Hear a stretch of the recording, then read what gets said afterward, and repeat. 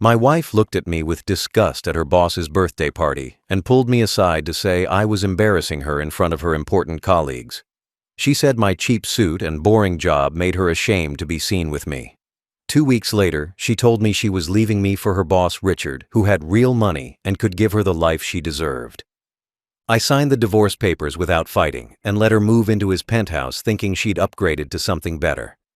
Then 6 months later, she discovered the secret I'd been hiding our entire marriage. Before that, tell us where you're watching from and what time it is there right now. And please subscribe to this channel so that my stories can reach more people. I married my wife 15 years ago when we were both young and struggling to make ends meet in a city that was way too expensive for two people just starting their careers. We lived in a tiny one-bedroom apartment that was barely big enough for both of us. We shared one beat-up car that broke down constantly and cost more to fix than it was worth. We built our entire life together from absolutely nothing, working side by side and dreaming about a better future.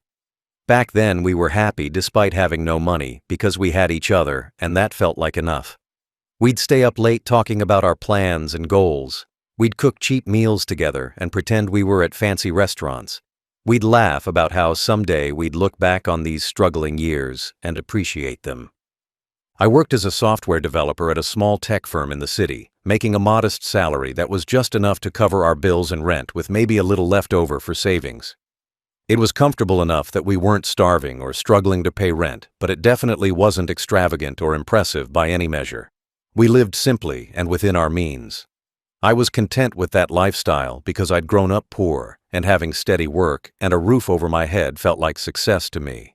I drove the same old car for years. I wore the same suits until they were threadbare. I didn't care about impressing anyone with material things, because that wasn't important to me. My wife, on the other hand, was ambitious in a different way than I was. She climbed the corporate ladder in marketing, working long hours and networking constantly to move up. She eventually landed a high-level position at a very prestigious marketing firm in the city, where all the executives were wealthy and connected. That's when things started changing between us in ways I didn't fully understand at first. She started attending expensive galas and fundraising events with her co-workers. She started networking with millionaires and billionaires who treated money like it was nothing. She started dressing differently and talking differently and caring about things that had never mattered to her before. I watched her slowly start to look at me with what I can only describe as growing disappointment. It wasn't obvious at first, just small things. The way she'd glance at my old suit when I got dressed for dinner. The way she'd sigh when I'd suggest we stay in and watch movies instead of going to expensive restaurants. The way she'd change the subject quickly when her new colleagues would ask what I did for work.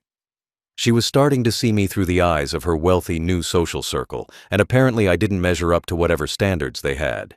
She started spending more time at work events than at home with me. She'd come home late from networking dinners, talking excitedly about people I'd never met. She'd scroll through social media, looking at photos of her co-workers' luxury vacations and designer clothes. She started making comments about how we should upgrade our apartment or buy a nicer car or take more expensive trips. When I'd remind her that we were living within our means and saving money, she'd get frustrated and say I lacked ambition. She accused me of being content with mediocrity when she wanted more from life. The disconnect between us grew wider with each month that passed. She was moving in circles of extreme wealth, and I was still the same modest software developer I'd always been. She wanted someone who matched her new lifestyle and her new ambitions. She wanted someone who looked successful and impressive at the galas and networking events she attended. She wanted someone her wealthy colleagues would be impressed by instead of someone they'd politely ignore or forget about. And slowly, I could see in her eyes that I was becoming an embarrassment to her instead of a partner she was proud of. Over the last 2 years of our marriage, her contempt for me became absolutely impossible to ignore or explain away as stress or work pressure. She started forgetting to invite me to her company events, even though spouses were explicitly included on the invitations. I'd find out afterward when I'd see photos on social media of her standing next to her colleagues and their partners at events I didn't even know were happening. When I'd ask why she didn't tell me about them, she'd make vague excuses about how she thought I'd be bored, or how it was last minute, or how she didn't think I'd want to go anyway. But the real reason was obvious. She was ashamed to bring me around her wealthy colleagues. When she did occasionally invite me to events, she'd introduce me in the vaguest possible way to anyone we met. "This is my husband," she'd say, with no details about who I was or what I did, or anything that might start a real conversation. Just those 3 words, and then she'd quickly change the subject or move us along to talk to someone else. Other people would bring their spouses and brag about their accomplishments and careers. But my wife acted like I was invisible or not worth mentioning beyond my basic relationship to her. It was humiliating to stand there being reduced to nothing more than my husband, like I had no identity or value of my own. She'd actively tell me not to talk about my job around her colleagues because she said my boring tech job would make people lose interest in talking to us. She'd literally pull me aside before events and remind me not to bring up what I did for work. She'd suggest I just say I worked in technology and leave it vague. She didn't want me explaining that I was a software developer at a small firm because apparently that wasn't impressive enough for the millionaires and executives she was trying to network with. I was supposed to just smile and nod and let her do all the talking while I stood there like an accessory. The worst moment came at her CEO's birthday party about 6 months before she left me. It was this massive, expensive event at a country club with probably 200 guests. I'd finally been invited after she'd excluded me from so many other work functions. I wore my best suit, which was the same suit I'd worn to our wedding 15 years earlier. It still fit me fine, and it was clean and pressed. I thought I looked perfectly respectable for a corporate party. But apparently I was wrong about that. We'd been there maybe 30 minutes when my wife grabbed my arm hard and pulled me aside into a quiet corner, away from the other guests. Her face was tight with anger and embarrassment. Then she hissed at me in a voice that was trying to stay quiet but was filled with venom. "You're embarrassing me. Can you just stay quiet and try not to look so cheap? Everyone here can tell you don't belong. Your suit looks like you bought it at a thrift store, and you're making me look bad by association. Just stand there and don't talk to anyone important." I looked down at my suit, which was the same suit she'd cried happy tears over when I wore it at our wedding. The same suit she'd told me made me look handsome and successful. Now it was embarrassing to her. Now I was embarrassing to her. I wasn't wealthy enough, or impressive enough, or polished enough to stand next to her in front of her rich colleagues. I was something to be ashamed of instead of someone to be proud of. That moment broke something fundamental in our marriage that couldn't be repaired. I spent the rest of that party standing in corners, trying not to embarrass my wife any further with my presence. I watched her laugh and network and charm everyone around her while pretending I didn't exist. I watched her boss Richard pay special attention to her in ways that seemed too familiar and intimate for just a professional relationship. I knew right then that our marriage was essentially over, even though the official end wouldn't come for a few more weeks. Her boss, Richard, was everything I wasn't, and everything my wife had apparently decided she wanted instead of me. He came from old money that went back generations to some family fortune built on investments and real estate. He'd gone to an Ivy League school that cost more per year than I'd made in my early career. He drove luxury cars that he traded in every year for newer models. He owned multiple vacation homes in expensive locations around the world. He had the kind of wealth that makes people treat you differently just for standing next to him at parties. He walked into rooms and commanded attention and respect simply because everyone knew he was rich and important. I started noticing how my wife's entire face would light up whenever she talked about Richard at home. She'd come back from work and tell me stories about brilliant things Richard had said in meetings or innovative ideas Richard had for campaigns. "Richard thinks we should expand into the European market," or "Richard believes the future of marketing is in AI integration," became phrases I heard constantly. Everything Richard thought or said or did was apparently brilliant and worth discussing at length. Meanwhile, she barely asked me about my day or what I was working on because my boring tech job wasn't interesting enough to warrant conversation. Her late nights at work became suspiciously frequent over those final months of our marriage. She'd text me saying she had to stay late for an important project or a client presentation. She'd come home at 10 or 11 at night looking energized and happy instead of tired, like someone who'd actually been working long hours. I started to suspect something was going on, but I didn't have proof, and I didn't want to be the jealous husband who accused his wife of cheating without evidence. So I stayed quiet and watched our marriage fall apart while she grew closer to Richard. Then, about 2 weeks after that disastrous CEO birthday party where she'd told me I was embarrassing her, we had the conversation that officially ended everything between us. She came home from work one evening and asked if we could talk. I knew from her tone that whatever she was about to say was going to be bad. We sat down in our living room and she looked at me with a mixture of guilt and determination. Then she said the words I'd been dreading, but also somehow expecting. "I'm leaving you," she said in a steady voice that showed she'd been planning this speech. "Richard and I are together now. We've been seeing each other for the past few months and we're in love. I know this is hard to hear, but I need to be honest with you. You're a good person and you've been a decent husband, but I need someone who matches my ambitions and my lifestyle. I need someone who understands the world I'm living in now. Someone who can stand next to me at events without embarrassing me. Someone who has the success and wealth that opens doors. That's not you anymore. Maybe it never was. Richard can give me the life I deserve and I can't keep pretending I'm happy with what we have." I sat there listening to her tell me that 15 years of marriage and building a life together meant nothing because I didn't impress her wealthy colleagues. That I was being replaced by her rich boss, who had the right credentials and the right bank account and the right appearance. That I was essentially fired from being her husband because I didn't meet her new standards. She wasn't even apologetic about it. She talked about leaving me the same way she'd talk about quitting a job that no longer served her career goals. Cold and calculated and focused on what was best for her. I asked her if she'd been cheating on me with Richard, and she got defensive, saying it didn't matter now because our marriage was over anyway. Which was basically an admission that yes, she'd been having an affair, but she didn't want to feel guilty about it. She filed for divorce papers immediately the very next day after telling me she was leaving me for Richard.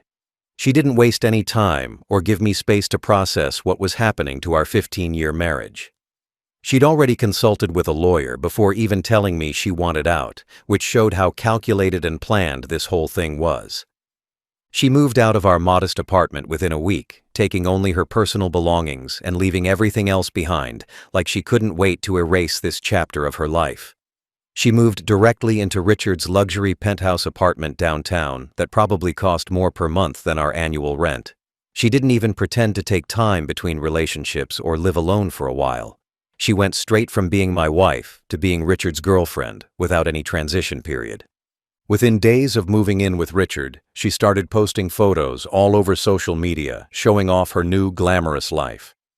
Designer clothes with tags still visible in some photos, like she wanted everyone to know how expensive everything was. Exotic trips to places like Paris and the Maldives and Dubai that I could never have afforded on my modest salary. Dinners at Michelin star restaurants where a single meal cost more than our weekly grocery budget used to be. She was broadcasting to everyone that she'd upgraded her life in every possible way. That she'd escaped from boring, mediocre me and found someone who could give her the luxury lifestyle she deserved. Her friends and colleagues congratulated her openly on social media for finally upgrading to someone on her level. They'd comment on her photos saying things like, "You deserve this," and "So happy you found someone who appreciates you," and "This is the life you were always meant to have." The implication was obvious that I'd been holding her back and Richard was setting her free. That leaving me was the best decision she'd ever made because look at how much better her life was now. Nobody seemed to care that she'd left a 15-year marriage, or that maybe I was hurt by all this. I was just the embarrassing ex-husband who got replaced by someone better. I signed the divorce papers without any contest or fighting over assets or trying to drag things out. We didn't have much to divide anyway since we'd always lived modestly.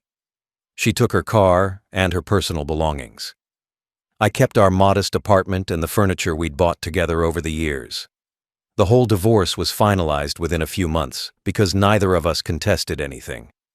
She wanted out quickly so she could move on with Richard, and I wasn't going to fight to keep someone who clearly didn't want to be with me anymore. I kept living in the same modest apartment we'd shared. I kept going to my boring tech job at the small firm like nothing had changed in my daily routine.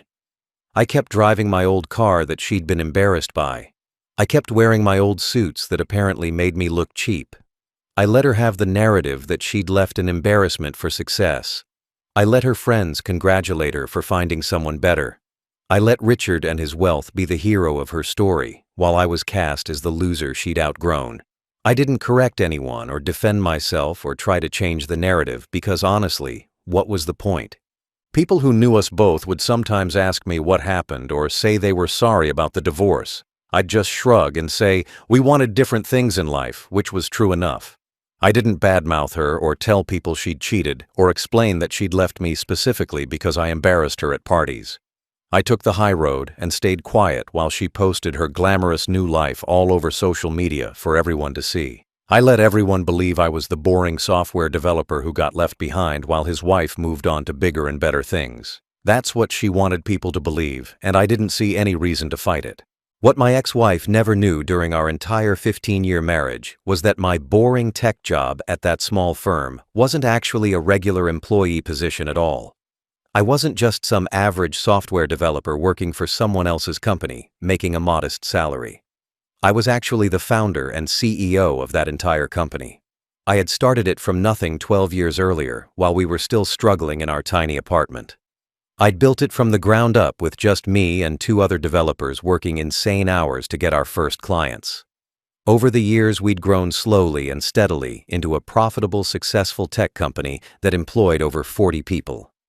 I kept my ownership and my role as founder completely quiet and private for very deliberate reasons. I drew myself a modest salary that was comparable to what a senior developer would make at any other tech firm. I lived below my means on purpose. I drove old cars and wore old suits and lived in a modest apartment because that's genuinely who I was as a person. I'd grown up extremely poor in a family that struggled to pay rent and keep food on the table. I'd watched my parents stress about money my entire childhood. When I finally started making real money from my company, I promised myself I would never let wealth define me or change who I was fundamentally. I never wanted to be the kind of person who showed off their money or flaunted their success. I never wanted people to treat me differently just because I had money. I never wanted my wife to love me because I was wealthy instead of loving me for who I actually was as a person. So I kept my ownership stake quiet. I went to work every day like a regular employee. I never talked about being the founder or the CEO. Most people who knew me, including my wife, genuinely believed I just worked there as a software developer. That's exactly how I wanted it. 3 years before my divorce, the company had been acquired by a Fortune 500 corporation in a deal that was worth a substantial amount of money. But I couldn't discuss any details of the acquisition with anyone, including my wife, because of strict non-disclosure agreements I'd signed with the acquiring company. They wanted to keep the deal quiet until everything was finalized and integrated properly. As part of the acquisition agreement, I retained 40% equity ownership in the company. I also stayed on as what appeared to be a regular employee to help manage the integration process and make sure the transition went smoothly. From the outside, it looked like nothing had changed. I still went to the same office. I still did similar work. Nobody knew about the acquisition or my ownership stake or the money involved. My ex-wife had no idea about any of this. She thought I was just a regular software developer at a small, unremarkable tech firm making a modest salary that embarrassed her in front of her wealthy colleagues. She thought my old suits and my old car represented the full extent of my success and ambition.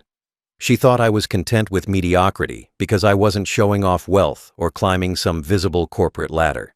She had absolutely no clue that I actually owned a significant piece of a company that was now part of a Fortune 500 corporation.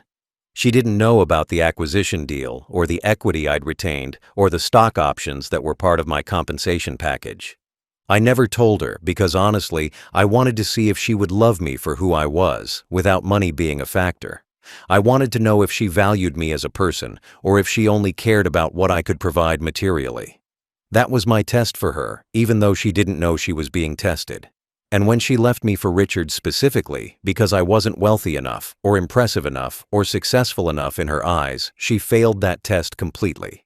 She proved that she valued the appearance of wealth over actual character or genuine love.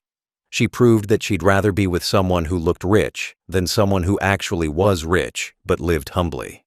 Exactly 6 months after my divorce was finalized and my ex-wife was settled into her new glamorous life with Richard, something major happened that changed everything. My equity restrictions from the acquisition deal finally lifted, and all my stock options fully vested. This was the final phase of the acquisition agreement that had been planned from the beginning but had taken 3 years to complete. The acquiring Fortune 500 corporation had required a waiting period before founders could access their full equity stake. This was standard practice to ensure founders stayed committed to the integration process and didn't just take the money and disappear immediately after the deal closed. When those restrictions lifted, I suddenly had full access to assets I'd been sitting on quietly for 3 years. My 40% equity stake in a company that was now valued at $340 million translated to personal assets worth $136 million. That's not counting the original acquisition payout I'd received 3 years earlier, which I'd invested wisely and watched grow substantially. The embarrassing software developer my ex-wife had left for being too poor and unsuccessful was actually worth more money than her boss Richard could ever dream of having, even with all his old family money and luxury lifestyle. The irony was almost too perfect to believe. I'd been genuinely wealthy the entire time we were married. I just wore old suits that I'd bought years ago because they still fit fine, and I saw no reason to waste money on new ones. I drove a 10-year-old Honda Civic because it was reliable and paid off and got good gas mileage. I lived in a modest apartment because it met my needs, and I didn't care about impressing anyone with where I lived. That's genuinely who I'd always been, even before I had money. Growing up poor had taught me that material possessions didn't define your worth as a person. Having money later in life didn't change that core belief. My ex-wife had looked at my old suit and my old car and my modest apartment and assumed that represented the full extent of my financial success. She'd assumed I was making maybe $80,000 or $90,000 a year and would never make more than that. She'd assumed I lacked ambition because I wasn't climbing some corporate ladder or showing off wealth. She'd assumed I was exactly what I appeared to be on the surface. She never looked deeper. She never asked the right questions. She never wondered why I was so content and relaxed about money if I was supposedly struggling. She just took everything at face value and decided I wasn't good enough for her new wealthy social circle. The math was staggering when I really thought about it. Richard probably had a net worth of maybe 10 or 20 million at most if you counted all his assets and family money. That was enough to fund his luxury lifestyle and maintain multiple properties and drive expensive cars. But I had more than 136 million in liquid assets that I could access immediately. I was worth roughly 7 to 13 times what Richard was worth. My ex-wife had left genuine wealth for the appearance of wealth. She'd traded a husband worth over $100 million for a boss worth maybe 10 million because she couldn't tell the difference between someone who shows off their money and someone who has money but chooses not to flaunt it. I could have bought Richard's penthouse with cash and barely noticed the expense. I could have taken my ex-wife on trips that made Richard's vacations look cheap by comparison. I could have bought her designer clothes and jewelry that would have made her friends truly jealous instead of just impressed. But I never did any of those things because that's not who I am as a person. I didn't need to prove my worth through material possessions. I was comfortable in my old suit and my old car, living my modest life. The money was just numbers in accounts that gave me security and options. It didn't change my fundamental character or values. My company's successful integration with the Fortune 500 parent corporation became big news in the tech industry when they announced record growth numbers in their quarterly earnings report. The parent company's stock price jumped significantly, and analysts were crediting the acquisition of my original company as a major factor in their success. The business press started digging into the story, trying to understand what made this particular acquisition so successful when so many tech acquisitions fail to deliver value. That's when Forbes magazine reached out to me, asking if they could do a profile piece about the acquisition and my role in making it work. I was extremely reluctant to participate because I'd spent years deliberately staying out of the spotlight and keeping my wealth and success private. But the parent corporation's PR team strongly encouraged me to do the interview, saying it would be good for the company's image and for investor confidence. They essentially made it clear that this wasn't really optional given my position and equity stake. So I reluctantly agreed to sit down with a Forbes reporter for what I thought would be a small article that maybe a few thousand people in the tech industry would read. I had no idea it was going to become what it became. The article that Forbes published was titled, "The Quiet Genius Behind TechCore's $340 million Success. Meet James Morrison, founder who stayed in the shadows." It was a massive feature article with professional photos of me and detailed reporting about the company's history and the acquisition deal. The reporter had done extensive research, talking to investors and employees and industry analysts. They outlined my entire journey from founding the company 12 years ago to the acquisition 3 years ago to the successful integration that just completed. And they included details about my net worth that made me extremely uncomfortable, because I'd never wanted that information to be public. The article detailed my 40% equity stake in the company and calculated my personal net worth at over $100 million based on the current valuation. They talked about how I deliberately maintained a low profile, despite my wealth, living modestly and avoiding the tech industry's usual flashiness. They painted me as this humble genius founder who'd built something remarkable while staying completely under the radar. They compared me to other tech founders who sought fame and attention, saying I represented a different model of success. It was honestly flattering, but also mortifying, because now everyone would know things about me I'd worked hard to keep private. The article went viral within hours of being published online. It got shared thousands of times on social media and in tech industry forums. Other news outlets picked it up and wrote their own follow-up pieces. My LinkedIn profile suddenly had hundreds of connection requests from people I'd never met. My email inbox filled with messages from investors and entrepreneurs and reporters wanting to talk to me. The quiet private life I'd carefully maintained for years was suddenly blown wide open because Forbes had decided to make me into some kind of inspiring story about humble success. The article reached my ex-wife's corporate marketing world within hours because that world overlaps heavily with tech industry news and business press. People in her office would have been reading Forbes and sharing articles about successful companies and acquisitions. Her colleagues who'd dismissed me as a boring, embarrassing software developer were now reading about how I was actually a wealthy founder worth over $100 million. The same people who'd congratulated her for leaving me were now seeing my face in a major business magazine with a glowing profile about my success. I imagine the moment when my ex-wife first saw that article, or when someone sent it to her asking if that was her ex-husband. I imagine her initial confusion turning to shock, turning to horror, as she read through the details and realized what she'd actually walked away from. The embarrassing husband with the old suit and the boring job was actually one of the most successful people she'd ever met. She just couldn't see it because his wealth wasn't packaged the way she expected wealth to look. My ex-wife's phone calls started the exact same day that Forbes' article was published online. I was sitting in my modest apartment that evening, trying to process the fact that my private life was now public knowledge when my phone started buzzing constantly. The first call from her came around 6 p.m. I didn't answer because I had no interest in talking to the woman who'd left me 6 months earlier for her rich boss. Then another call came 5 minutes later. Then another. Then another. By the end of that evening, she'd called me 17 times. 17 separate attempts to reach me within a few hours. Each time I let it go to voicemail because I knew exactly why she was calling and I had no intention of giving her the satisfaction of a response. The text messages started coming in between the phone calls. Dozens of them in rapid succession, showing her emotional progression from shock to anger to desperate calculation. The first few texts were pure disbelief. "Is this real?" And "That Forbes article about you can't be accurate," and "Someone must have made a mistake with the numbers."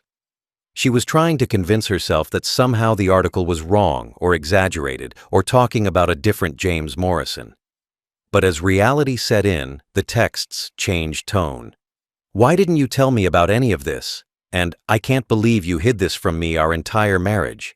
And "You let me think you were just a regular employee when you were secretly a millionaire." The anger in those texts was almost funny to me. She was mad at me for not telling her I was wealthy. She was acting like I'd somehow deceived her by living modestly instead of showing off my money. Like I owed her some kind of disclosure about my net worth. Like my choice to live below my means was a betrayal of our marriage instead of just who I genuinely was as a person. She couldn't understand that I'd been testing her the whole time, that I'd wanted to see if she would love me without money being a factor, And she'd failed that test spectacularly by leaving me specifically because I wasn't wealthy enough for her. Then the texts shifted to desperate calculation as she started thinking about what this meant for her. We should talk about this, and can we meet for coffee and discuss things, and I think we made a mistake rushing into this divorce, and maybe we were too hasty ending our marriage. She was suddenly interested in talking to me and reconsidering our relationship now that she knew I had money. 6 months earlier, she couldn't wait to get away from me fast enough. She'd moved into Richard's penthouse within a week and posted photos of her upgraded life all over social media. But now that she knew I was worth over $100 million, suddenly she wanted to have discussions about whether we'd made the right choice. The voicemails she left were even more revealing about her mental state. I listened to them later that night just out of morbid curiosity about what she was thinking. In some voicemails, she sounded shocked and confused, asking how this was possible and why I never told her. In others, she sounded angry, accusing me of deliberately hiding my wealth to make her look bad. In the most desperate ones, she talked about how maybe we could work things out and how she'd made mistakes and how our marriage deserved another chance. It was pathetic, honestly. She was transparent in her motivations. She didn't miss me or regret leaving me for who I was. She regretted leaving my money. The worst part came when she started sharing screenshots in her voicemails of messages her friends were sending her. Her friends who'd congratulated her 6 months ago for leaving me and upgrading to Richard were now forwarding her the Forbes article with messages like, "Did you know he was worth over $100 million? And, wait, that's your ex-husband? The one you left? And, you left him for Richard? But he's worth way more than Richard." The same people who'd supported her decision to leave me were now questioning whether she'd made a huge mistake. The narrative had completely flipped overnight from her making a smart upgrade to her making a catastrophic error in judgment. After 2 weeks of ignoring her 17 phone calls per day and hundreds of text messages and voicemails, I finally agreed to meet my ex-wife for coffee just to end the constant harassment. She'd been relentless in her attempts to contact me, trying every possible angle to get me to respond. She'd emailed me. She'd sent messages through mutual friends asking them to tell me to call her. She'd even shown up at my apartment building once, but I didn't answer the buzzer. Eventually, I realized she wasn't going to stop until I gave her the chance to say whatever she thought she needed to say. So I texted her back and agreed to meet at a coffee shop downtown on a Saturday afternoon. I arrived early and got myself a regular black coffee and sat at a table in the back where we'd have some privacy. I watched her walk in exactly on time, wearing an outfit that probably cost more than I used to make in a month back when we first got married. She had on designer clothes with visible luxury brand logos. She carried a handbag that I knew cost thousands of dollars because Richard had posted about buying it for her on social media. She wore expensive jewelry and had clearly just come from a salon where she'd gotten her hair and nails done professionally. She was trying so hard to project success and wealth and happiness, but I could see the desperation in her eyes as she walked toward my table. She sat down across from me, and we stared at each other for a long, uncomfortable moment before either of us spoke. She looked different than I remembered. More polished and put together on the surface, but somehow smaller and less confident than she used to be. She was trying to appear powerful, but she was sitting across from someone she now knew had more wealth than she could ever access through Richard. That knowledge had shifted the power dynamic between us completely. "Why didn't you tell me?" she finally asked, cutting straight to what she really wanted to know. "Why didn't you tell me you were worth over $100 million? We could have had everything. We could have had the life I wanted. Why did you hide it from me?"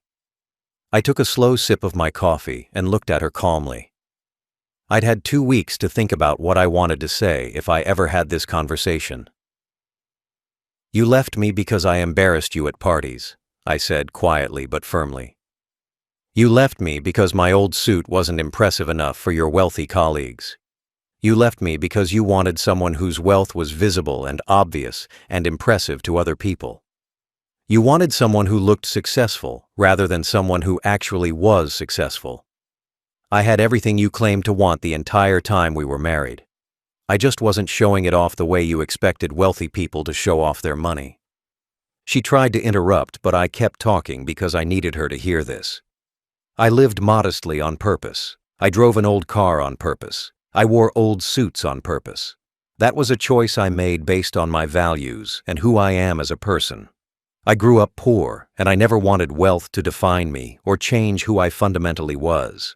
I wanted to know if you would love me for who I was, without money being a factor in our relationship. That was the test. You failed it completely when you left me specifically because you thought I wasn't wealthy enough or successful enough. You proved that you valued the appearance of wealth over actual character or genuine love. But you should have told me, she protested weakly. How was I supposed to know you were secretly wealthy if you were hiding it from me? That's not fair to blame me for not knowing something you deliberately kept secret. I shook my head at her twisted logic. You weren't supposed to know, I explained. That was the entire point. I wanted to see if you would stay with me and love me when you thought I was just a regular software developer with a modest life. And you didn't. You left me for someone who had visible wealth. You failed the test. And now you have to live with that choice for the rest of your life, knowing you walked away from everything you actually wanted because it wasn't packaged the way you expected. My ex-wife is still with Richard, almost a year after she left me, and their relationship is visibly strained based on what I hear through mutual friends and what I occasionally see on social media. Turns out Richard isn't actually as wealthy as his lifestyle suggested he was. He's heavily leveraged with massive debt from maintaining multiple properties and luxury cars and an expensive lifestyle that looks impressive on the surface but is built on credit and loans. He's been struggling financially trying to keep up appearances while dealing with business problems and investments that haven't worked out the way he planned. The wealthy, successful boss my ex-wife left me for is apparently barely holding it together financially while pretending everything is fine. Meanwhile, she watches from a distance as I quietly donate millions of dollars to causes I genuinely care about. I've set up scholarships for low-income students studying computer science at universities around the country. I've funded programs that teach coding skills to underprivileged kids who want careers in technology. I've donated to homeless shelters and food banks in the neighborhoods where I grew up poor. I do all this quietly without seeking attention or recognition because helping people matters to me more than getting credit for it. But news of these donations gets out anyway through press releases from the organizations I support. And I know my ex-wife sees these stories and realizes this could have been our life together if she hadn't left me. I still live comfortably but not ostentatiously, because that's genuinely who I am as a person, regardless of how much money I have in the bank. I upgraded from my old apartment to a nicer place with more space, but it's still modest by millionaire standards. I finally bought a new car, but I got a reliable Toyota instead of some flashy luxury vehicle. I bought some new suits that actually fit properly, but they're from normal stores, not designer boutiques. I travel sometimes to places I've always wanted to see, but I fly commercial and stay in regular hotels. I live well, but I don't live like I'm trying to prove something to anyone. Money gave me security and options and the ability to help others. It didn't change my fundamental character or values. She watches all of this from her strained relationship with Richard, knowing she traded authentic wealth for the appearance of wealth. She gave up a husband worth $136 million who would have supported her dreams and given her genuine security for a boss worth maybe $10 million who's drowning in debt and struggling to maintain his image. She left someone who had everything she claimed to want, but didn't show it off for someone who showed off wealth he didn't actually have. And now she has to live with that choice every single day, knowing she walked away from the life she actually wanted because she couldn't recognize real wealth when it was standing right in front of her wearing an old suit. The irony is almost painful when I think about it. She said I embarrassed her at parties because I looked cheap and unsuccessful. She left me for her rich boss who had the right credentials and the right appearance.